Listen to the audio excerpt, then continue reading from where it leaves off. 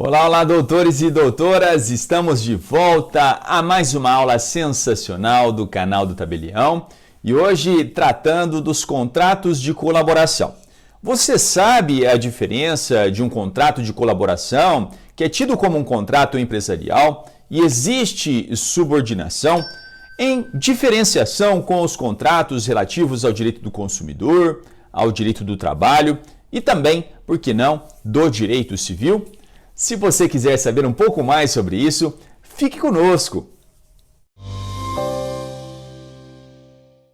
Os contratos de colaboração são tidos pela doutrina como contratos típicos empresariais, ou seja, contratos em que figuram em ambos os polos contratantes a figura de empresários. Empresários vistos sob o ponto de vista técnico-jurídico, aquele do enquadramento do artigo 966 do Código Civil. Empresário é aquele que exerce profissionalmente a atividade econômica organizada para a produção ou circulação de bens e serviços, tendo como postulados como bases a figura do colaborador e do colaborado. Nós então podemos traçar todas as linhas mestras a partir destas bases. Então, nós temos o colaborador, ou melhor, o colaborador como sendo aquele empresário que vai fazer a aproximação ou a intermediação dos produtos ou serviços daqui do colaborado com o consumidor final. O colaborador é aquele que vai para o fronte de batalha, que vai fechar efetivamente os negócios.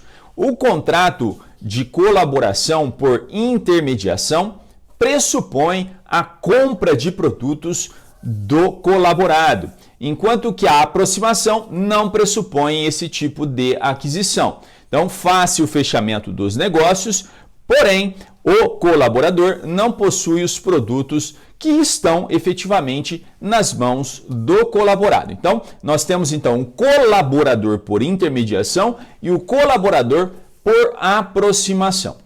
Dito isso, nós temos que elencar quais são as espécies de contratos de colaboração. O primeiro contrato de colaboração é a comissão mercantil. A comissão mercantil é uma espécie de contrato de colaboração em que o comitente delega poderes e diretrizes para o comissário fechar negócios com terceiros. Esse comissário, ele o faz, esse fechamento desses negócios em seu próprio nome, sob a sua própria responsabilidade.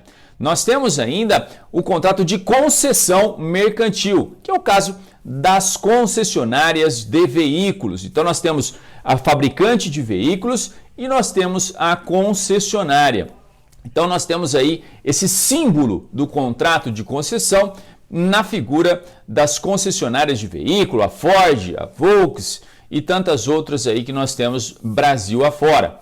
Nós temos ainda um outro tipo de contrato de colaboração, que é o de representação comercial. O contrato de representação comercial tem uma lei própria, uma lei específica que vai tratar da sua disciplina legal, bem como nós temos o contrato de franquia ou também franchising.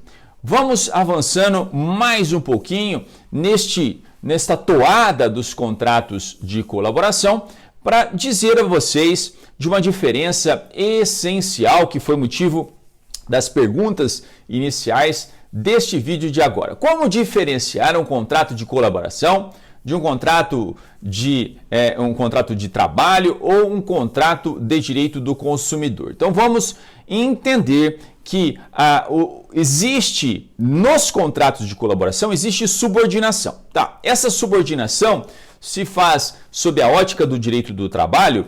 Não se faz sob a ótica do direito do trabalho. Existe uma subordinação empresarial. O colaborador, ele se submete a padrões de comportamento que estão disciplinados pelo colaborado, pelo empresário que vai fornecer o produto ou que vai fornecer o serviço. A subordinação pessoal está ligada ao direito do trabalho e essa subordinação pessoal é o item que vai caracterizar a relação de trabalho tal qual ela está encartada nas balizas legais do direito do trabalho. E também não estamos diante de uma relação de direito do consumidor. O colaborador, ele não é considerado um destinatário final e não pode ser assim considerado. Então, ele está intermediando ou aproximando o colaborado do consumidor final. Então, não existe ali nesta relação de intermediação e de aproximação o que se chama de vulnerabilidade ou de hipossuficiência. Faço a ressalva que em casos excepcionais é possível que se caracterize uma situação de subordinação ou de hipossuficiência, de vulnerabilidade. Isso é exceção à regra. Então, às vezes, é possível postular uma ação trabalhista para configurar um representante comercial como um empregado? Sim, é possível como exceção. É possível que se caracterize um colaborador como, na verdade, um destinatário final e, portanto, se submetendo às regras do CDC? Excepcionalmente, também isso é possível. O que é importante dizer, já encerrando o nosso vídeo inicial sobre contratos de colaboração, é justamente esta intensidade da subordinação. Existe uma maior intensidade de subordinação empresarial em alguns contratos de colaboração, como por exemplo no caso da franquia. Na franquia, o franqueador ele impõe uma série de regras para que o franqueado se submeta às mesmas. Então não existe muita margem de atuação por parte do franqueado. Ele segue padrões de comportamento rigidamente traçados. Então vamos dizer alguns exemplos aqui. Os funcionários, os vendedores que trabalham em uma franquia, eles se submetem então a uma vestimenta própria, a um uniforme adequado. Vamos imaginar aí, por exemplo, o McDonald's. Existe a necessidade da compra de um mobiliário padrão. Estes mobiliários são fornecidos por empresas especialmente determinadas pelos franqueadores. O franqueado não tem liberdade para comprar de um marceneiro que vende mais barato. Ele tem que comprar daquele sujeito X que é direcionado e apontado pelo franqueador. É necessário que seja direcionado uma taxa de franquia, o pagamento de uma taxa de franquia e uma taxa de propaganda. Então, essa taxa de franquia é um pagamento para se ter a possibilidade da exploração dos produtos do franqueador.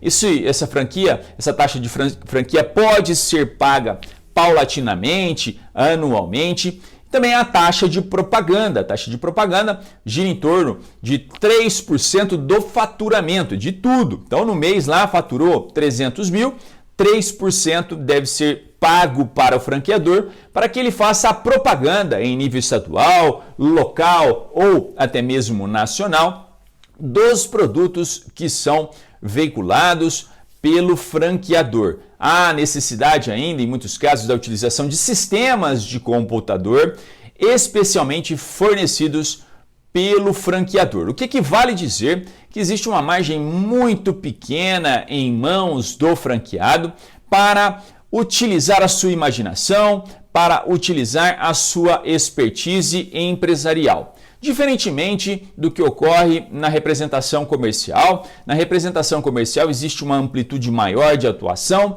O representante pode atuar com mais amplitude, promovendo eventos, realizando determinados encontros, com o objetivo de realizar mais vendas. Então, nós falamos aqui, em resumo, dos contratos de colaboração, que são contratos eminentemente empresariais.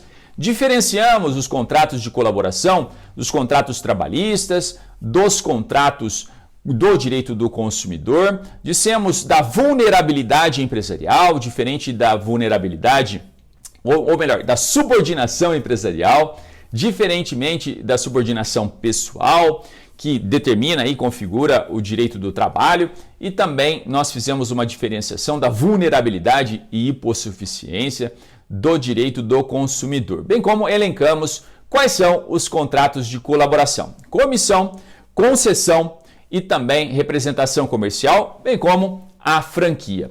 Nós ficamos momentaneamente por aqui, mas retornamos logo menos Gostaria de convidar os senhores a se inscreverem no canal do Tabelião. É muito importante para mim tê-los aqui, principalmente com a chegada de novos inscritos. Compartilhem esses vídeos, ative o sinal de notificações. Até mais! Tchau!